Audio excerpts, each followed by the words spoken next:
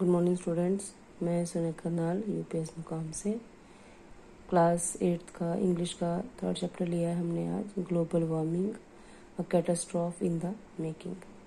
Catastrophe होती है तबाही। ये किस तरह जो है ग्लोबल वार्मिंग है वो एक तबाही बन गया हुआ है। ग्लोबल वार्मिंग मीन्स हमारे जो क्लाइमेट का भी एकदम से बढ़ जाना, ठीक है, राइजिंग ऑफ टेम्परेचर, ठीक है। क्लाइमेट का जो टेम्परेचर एकदम से बढ़ता जा रहा है, एकदम से जो हीट गर्मी होती जा रही है। अगर आजकल देखो, आजकल सर्दियाँ बहुत कम हो गई हैं। गर्मियों में इतनी तेज़ हीट होती है कि इंसान जो होता है वो बिल्कुल पसीने में भीग जाता है। तो इस इतनी हीट हो रही है कि हमारे जो बर्फ़ के पहाड़ है वही पिघल रहे हैं, ठीक है।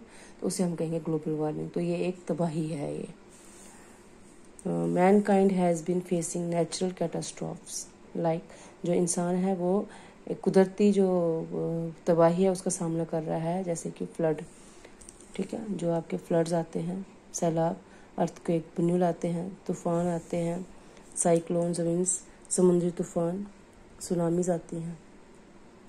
The devastating effects of a man made catastrophe that is global warming. जो ग्लोबल वार्मिंग है वो एक इंसान द्वारा लाई गई तबाही है, ठीक है। ये मैन मेड है, नेचुरल नहीं है। लेकिन ये जो है जैसे फ्लड्स हैं, अर्थक्वेक हैं, ये नेचुरल डिजास्टर्स हैं, ठीक है। ये कुदरती तबाही है, लेकिन जो इंसान द्वारा बनाई गई है वो है ग्लोबल वार्मिंग। इंसान जो है क्यों टेम्परेचर क्यों बढ़ रहा है, सबसे बड़ा रीज़न होता है इसका कटिंग ऑफ ट्रीज, डिफॉरेस्टेशन, ठीक है।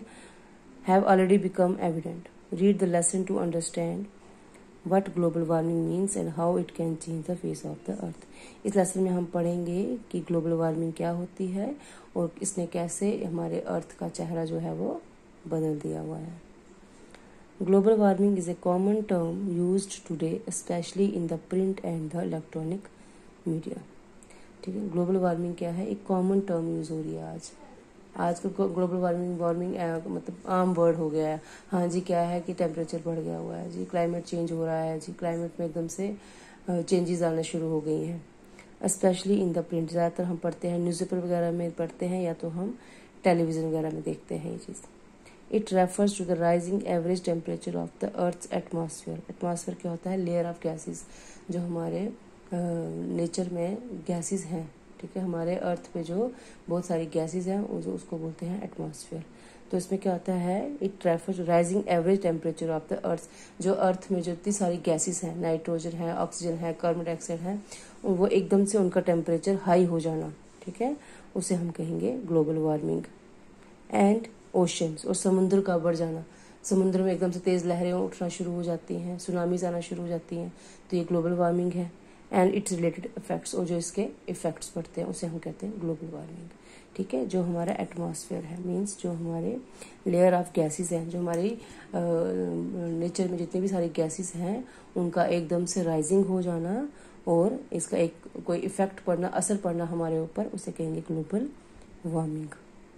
In the last 100 years, the Earth's average surface temperature has increased by about 0.8 degree Celsius, ठीक है।